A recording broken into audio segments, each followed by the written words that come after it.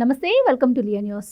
ఈరోజు వైసీపీ విస్తృత స్థాయి సమావేశాన్ని ఏర్పాటు చేసుకుంది. అయితే చాలా రోజుల తర్వాత ఈరోజు రోజా గారు ఆ సమావేశానికి హాజరయ్యారు. మరి ఈ సమావేశంలో డిజిటల్ బుక్ ఏదో లాంచ్ చేస్తున్నాము అని చెప్పారు తప్పించి దానికి సంబంధించి ఇంకా పెద్దగా వివరాలు ఏమీ బయటికి రాలేదు. అయితే రోజా గారు మాత్రం సమావేశ అనంతరం వాళ్ళ ఛానల్కి ఇచ్చిన ఇంటర్వ్యూలో చంద్రబాబు గారి పైన, కూటమి ప్రభుత్వం పైన కూడా కొన్ని విమర్శలు చేశారు. ఇప్పటికీ సూపర్ 6 అన్నారు, అవి నెరవేర్చలేదు అంటున్నారు. అలాగే మేనిఫెస్టోలు ఇచ్చిన హామీలను కూడా వీళ్ళు కరెక్ట్ గా నెరవేర్చలేదు అని చెప్పి ఆవిడ ఆరోపణలు చేస్తూ ఉన్నారు. ఏదైతే ఓవరాల్ గా మరి ఆవిడ చాలా రోజుల తర్వాత ఈ రోజు మీడియా ముందుకు రావడం, మరి వచ్చిన నేపథ్యంలో ఆవిడ తిరుమలలోని పరకామణిలో దొంగతనం గురించి ఏమైనా మాట్లాడుతుందేమో, మరి జగన్మోహన్ రెడ్డి గారి లిక్కర్ స్కామ్ గురించి ఏమైనా మాట్లాడుతుందేమో అని చెప్పి ఎక్స్పెక్ట్ చేశారు. కానీ ఆవిడ అవి ఎక్కడా కూడా ప్రస్తావించకుండా చాలా బాగా కవర్ చేశారు అని చెప్పి వార్తలు అయితే వస్తున్నాయి.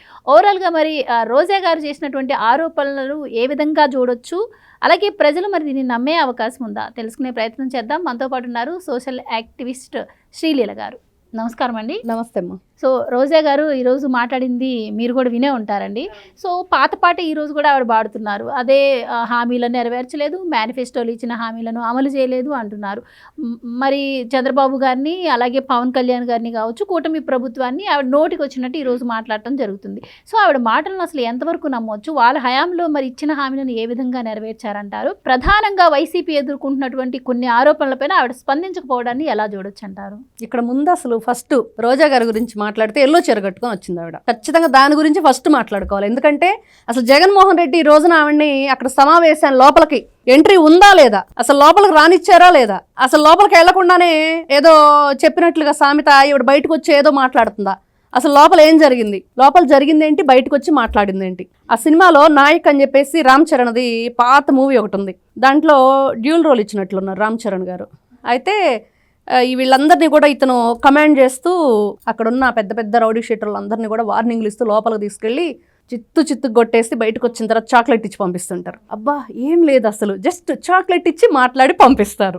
అలాగా వీళ్ళు కూడా డిజిటల్ బుక్ అన్నారు. ఈ రోజున డిజిటల్ పేమెంట్ గురించి కూడా మాట్లాడితే బాగుండేది. డిజిటల్ బుక్ తో పాటు ఈ రోజున డిజిటల్ పేమెంట్ గురించి లెక్కలు అడుగుతుంటే దిక్కులు చూస్తున్నారు వైఎస్ఆర్సీపీ పార్టీ నాయకులు, జగన్మోహన్ రెడ్డితో సహా ఎవ్వరూ కూడా దాని గురించి ఎటువంటి మాట కూడా లేదు అసలు డిజిటల్ పేమెంట్స్ గురించి. కానీ డిజిటల్ బుక్ ఏంటి, అసలు దాంట్లో వ్యవహారం ఏంటి అనేది మాత్రం రోజా గారు మాట్లాడలేదు. కానీ గతంలో అసలు వీళ్ళు నెరవేర్చిన అన్నీ కూడా ఈ రోజున కూటమి ప్రభుత్వం నెరవేరుస్తుంది. అయినా కూడా నెరవేర్చట్లేదని ఈవిడ మాట్లాడే మాటలు ఏంటంటే మాత్రం ఆశ్చర్యంగా ఉంది. అంటే రోజా గారి మాటలు ఏ విధంగా అర్థం చేసుకోవాలి? ఒకసారి ఆవిడ వేసిన క్వశ్చన్స్ అన్ని జగన్మోహన్ రెడ్డికి అన్నట్లుంది నాకైతే. ఎందుకంటే ఆవిడ ఏం మాట్లాడుతుంది, ఫస్ట్ రైతుల గురించి ఆలోచించట్లేదు. మరి పులివెందుల బాధ కూడా అదే కదా ప్రజలు. ఈ పులివెందుల పులి ఏదో పులి అని చెప్పేసి ఇచ్చారంట పాపం. గతంలో ఆయనకి ఎమ్మెల్యేగా కట్టబెట్టాము, ఎమ్మెల్యేని చేశాము, ఈ రోజున అది పిల్లి అయింది, నిద్రపోతుంది గురకబెట్టి.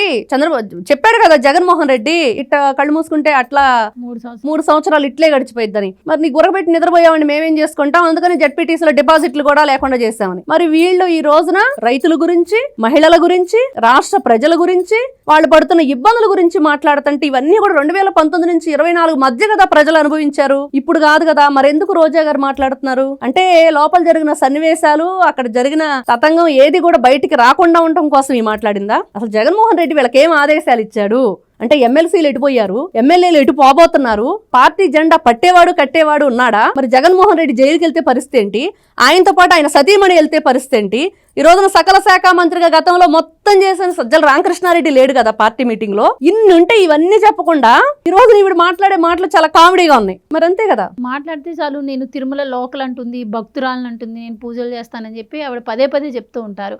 మరి అలాంటి ఆవిడ గతంలో కూడా అక్కడ ఎమ్మెల్యేగా కూడా పనిచేసిన సందర్భాలు ఉన్నాయి. అయితే మరి ఆ తిరుమల పరకామణిలో వాళ్ళ పార్టీ వాళ్ళపై ఇన్ని ఆరోపణలు వస్తుంటే ఆవిడ కనీసం స్పందించలేదు, దాన్ని కొట్టేసే ప్రయత్నం కూడా చేయలేదు. ఎలా చూడొచ్చు అంటారు? గతంలో పాపం ఆవిడ అసలు నెలకి 25 రోజులు తిరుపతిలోనే ఉండేది. 25 ఉండేదో మరి 29 రోజులు ఉండేది తెలియదు. కానీ మొత్తానికి ఎప్పుడు చూడు 365 రోజులు అనుకుంటాం, దాంట్లో 360 రోజులు అక్కడే ఉండేది. మరి అట్లాంటి మనిషి ఈ రోజున తిరుపతిలో జరిగినాయి. ఆ రోజు చూసాం భూమన కరుణాకర్ రెడ్డి డ్రామా వేసి రోడ్డు మీద పడుకొని దిండ్లు దుప్పట్లు వేసుకుంటే ఈవిడ కూడా ఉంది అక్కడ. మరి ఈ రోజున ఎందుకు మాట్లాడట్లేదంటే ఏం చెప్పిద్ది సమాధానం? ఈవిడకి కూడా వాటా ఉందని భయమా?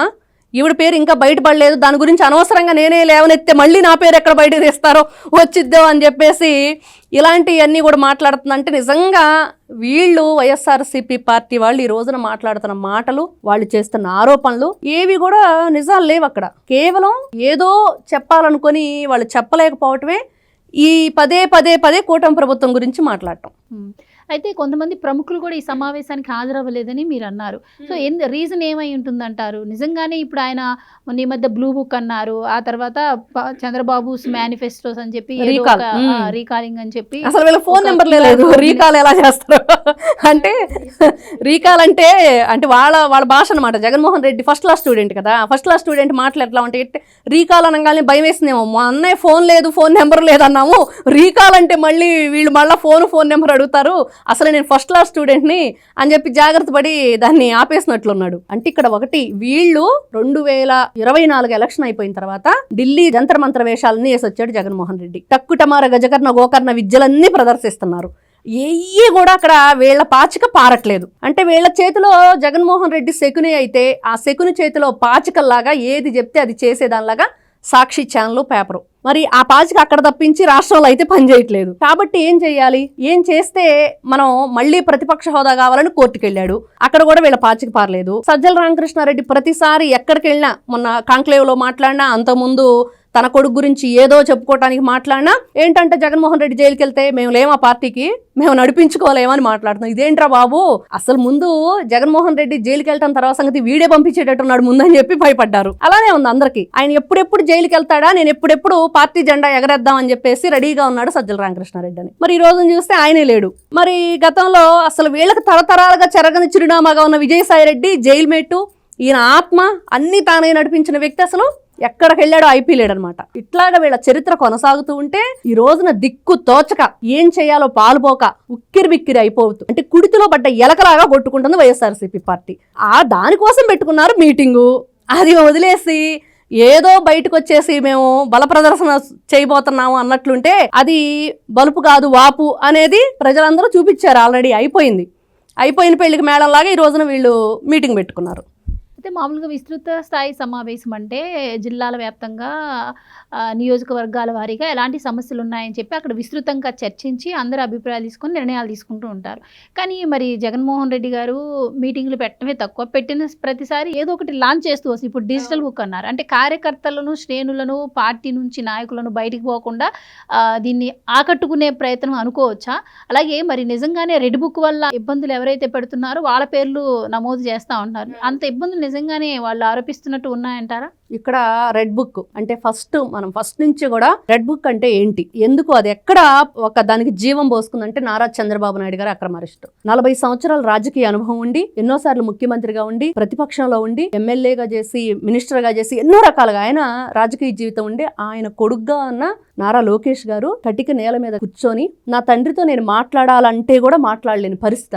ఆ రోజున ఏం తెలుస్తుంది అంటే నార్మల్ పీపుల్ పరిస్థితి ఏంటి, సిటిజన్స్ ఏ విధంగా ఇబ్బంది పడుతున్నారు, 2019 నుంచి 24 వరకు అసలు ఏం జరిగింది అంటే ఈ రోజున ప్రజల గురించి మనం తెలుసుకోవాలి. యువగళం అంతా అదే జరిగింది. ప్రతి ఒక్కరి వాయిస్ ఆయన ఆ బుక్ లో రికార్డ్ చేశారు. ఎవరు ఎన్ని విధాలుగా ఈ రాక్షసుల నుంచి బాధలు అనుభవించారు అదంతా కూడా మన మోడీ గారి దగ్గర చేరింది. వీళ్ళకి వెన్నులో వణుకు మొదలైంది. ఈ రోజున రెడ్ బుక్ అంటే ప్రజలకు ఒక ధైర్యం, ఒక భరోసా, ఒక నమ్మకాన్ని కలగజేసేది. అంతే తప్పించి నిన్ను బాధిస్తాను, నిన్ను వేధిస్తాను, నిన్ను ఛేదిస్తాను అనేది జగన్మోహన్ రెడ్డి మాత్రం ఛేదించింది. ఎలా ఛేదిస్తారంటే వీళ్ళు ఎన్ని అక్రమాలు చేశారు, అన్యాయాలు చేశారు, ఎన్ని దౌర్జన్యాలు చేశారు, దోపిడీలు చేశారు, ఎన్ని రకాలుగా రాష్ట్రాన్ని కుక్కలు చింపిన విస్తరి చేశారు అనేది అది మాత్రం 100%. దీంట్లో ఎటువంటి డౌట్ లేదు.